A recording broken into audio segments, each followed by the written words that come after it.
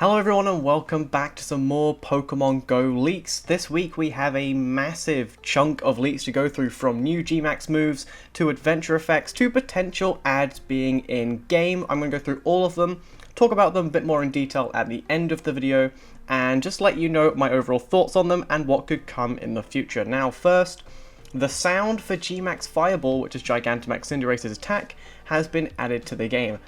Very random, only the sound, so that does mean Cinderace, they are working on it, which is interesting because we don't actually have the shiny for Score Buddy yet, so we could potentially get the shiny before the Com Day.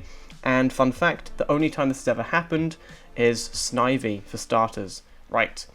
The free event pass. Now, we've been talking about this in the past. We will be getting another event pass, one most likely for April and one most likely for May, and we'll be getting more info about that in this video, so I'm going to go through that as well. Pokemon receives some minor adjustments. Zapdos, Galarian Zapdos, Zygarde, 50%, Mudbray, Mudsdale, and Gossifleur. Now, for the Mudbray, Mudsdale, that's obvious. They're debuting very, very soon. But Gossifleur was actually announced to debut in the Spring into Spring event, so that's obviously to be expected. 3 new things happening in the Game Master: party tracking, party play, and party creation. We're most likely going to be getting some quality of life features in regards to party play. Right. Here is some text updates. For the event pass April, we'll get an encounter with Xerneas at level 100 and 1 lucky trinket. For the event pass for May, we'll get an encounter with the Veltal at level 100 and 1 lucky trinket.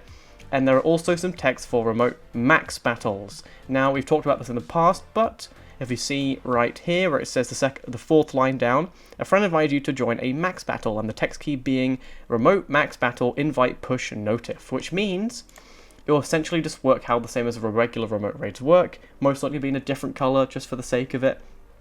But yeah, that's how it works.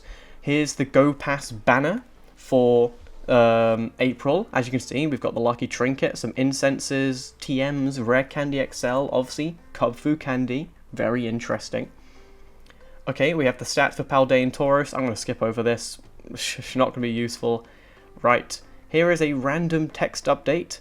For Pokemon Fiesta, the 2 forms of Urshifu, 12 encounters with Zekrom, Reshiram, and Kyurem, and the early bird timed research. Now, if you're wondering what these Zekrom, Reshiram, and Kyurem things, these aren't part of a pass, these are actually part of the makeup research for the Unnovator. So Unnovator, that was a bug where you couldn't get a background, I believe, on some of them. And I'm forgetting what day it was, but depending on how many remote raids you get, you'll get that many encounters. Right, so that's the end of the previous data mine. I ended up missing one out in my last leak recap because I posted the video and about probably like 12 hours later they did another one, and I don't want to just make a video straight afterwards, so I'm just doing a jam-packed one this week instead. Right, Aegislash will have the same mechanic as Morpeko, which is pretty cool to see. As you can see, we have Morpeko full belly to hangry, Morpeko hangry to full belly, Aegislash shield to blade, and Aegislash blade to shield, which is interesting because I actually covered Aegislash and Honedge in a leaks video where Niantic forgot about this Pokemon because they were added to the files ages ago, which is very cool. So most likely they are working on a way on adding Aegislash to PvP, which is super, super cool. Thunder Cage has been added to the game's code, which is actually Regieleki's signature move, but here's the big one. 2 new adventure effects have been added to the game. They have the following bonuses: attack bonus and defense bonus. Now, we already know who's going to have this adventure effect. It's going to be attack for Zacian and defense for Zamazenta. As for what it will work with, I believe it will just probably be a raid bonus and maybe a Dynamax battle bonus, or maybe just one of each, or universally. I think it would work best if it was universal, so kind of Team Rocket raids, Dynamax battles. If it worked on all 3, I think it would be a great adventure effect, but if it just worked on raids only, then that could be pretty decent. But for example, if you're in a large event like GoFest Paris and they release this adventure effect, you're not really going to notice a difference because you're already going to have full lobbies because of the amount of people near you or just the amount of spoofers trying to get in your raids.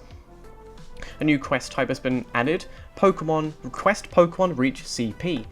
This is really interesting. It doesn't have many likes because not many people are interested in it, but the interesting thing that I kind of like is that this could end up being a quest where it's like, for example, maybe Urshifu and Kubfu, here's my prediction, It could be power up your Kubfu to a certain CP or power up your Urshifu to a certain CP to complete the quest. I think that's a pretty cool thing, but also it can be pretty pricey depending on the Pokemon that they want. Alright, pretty cool. Several new location cards and special backgrounds have been added. Obviously, we've got the one for Osaka, Jersey City, and Paris Go Fests.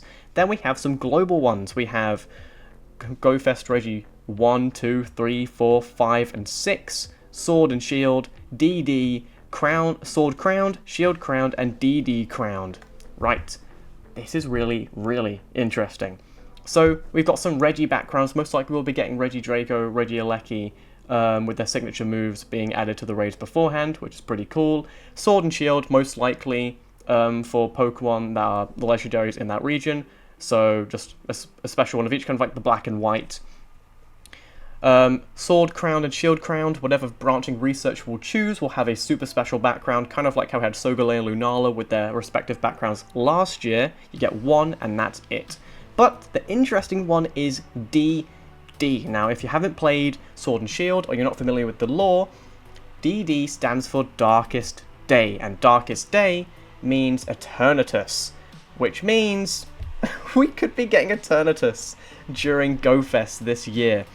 And DD Crowned, most likely just a special version of the Eternatus background. So, we'll most likely get Zacian, Zamazenta, and then Eternatus, and then you maybe get like an Eternatus from Research, for example, like a special one. Interesting. Will we get Eternamax Eternatus? Maybe. We'll talk about that one a little bit later.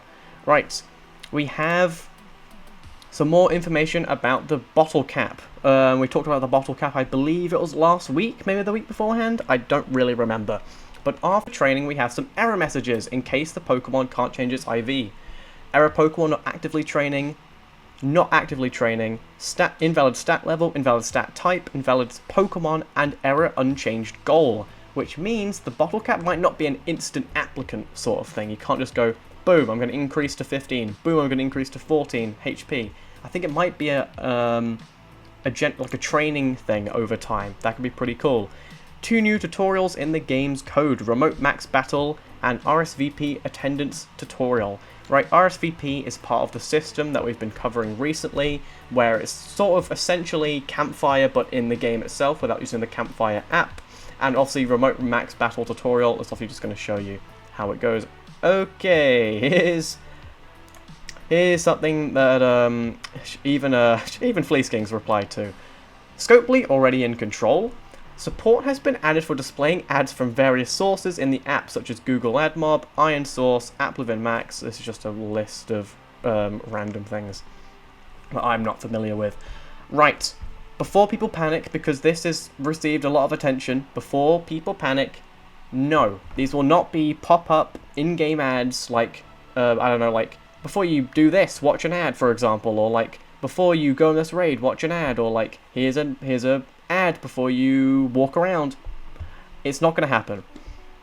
How do I know this? It's because, well, there have been interviews recently with the Pokemon Go team that they have expressly told us that these sorts of ads will not happen, and most likely will be integrated in the game through other ways. We will most certainly have ads, but will most likely have some sort of, probably like another way, alternative way of showing us. So probably in like the ad balloons. If you've ever had an ad balloon in Pokemon Go before, it's essentially similar to a Team Rocket balloon. You tap on it, it shows you, I don't know, like a little picture of what they're trying to advertise, mostly like a Pokemon franchise sort of thing.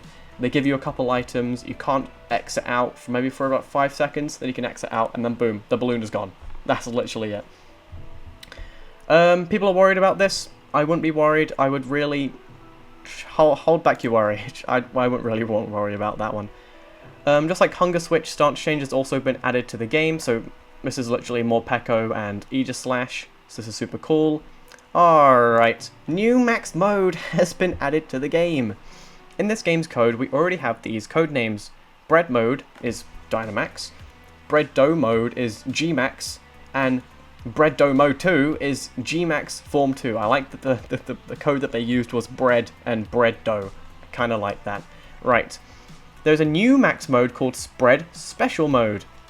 The Pokemon personally think that Eternamax is a separate category from Dmax and Gmax, which could indicate that Eternatus could be coming to the game soon with Eternamax. Personally, I think this is crazy. One, that's insane, that could be coming to the game, because that would be the first time ever in the mainline games, or any Pokemon game ever, that we have Eternamax Eternatus. Eternamax Eternatus has only been battled before, as a final boss for Sword and Shield. That's insane. That is, like, genuinely insane to me. Personally, do I think it's Eternatus? I don't really see how else it could apply for anything else. So, alternatively, it could be the two forms of Gmax Urshifu, but I really think it's just going to be Eternamax. That is crazy. That's, like, genuinely so crazy. Wow. Right. More details about the names of the adventure effects. Behemoth Bash and Behemoth Blade. To be expected, they are for the dogs. And the final thing that we're going to cover today is some thoughts on the hyper training thing. You'll need to complete some certain tasks for it to succeed. Some code snippets also suggest you'll have a certain body level to change your IV. And there are two types of changes, just one IV or all three IVs. So you can either increase all of them by one or just one by one, and then most likely you'll have to have maybe ultra buddies or best buddies to do it, and you need to complete tasks for it to succeed. So I personally like this because people were worried it would just become pay to win, and just you instantly apply it and you just instantly increase your IVs, which would be obviously pay to win and not healthy for the game. So I'm happy that they're sorting it out in a way that seems a bit more friendly and a bit more healthy for the game. So what are your thoughts? Are you looking forward to Eternamax? Are you looking forward to Adventure Effects? Are you going to be at GoFest, any of the in-person GoFests? Let me know your thoughts in the description, as well as your thoughts on maybe ads in-game. So let me know in the thoughts, in the description, in the comments. And I'll see you guys in the next one. Peace. Also, join the Discord, link in description and comments.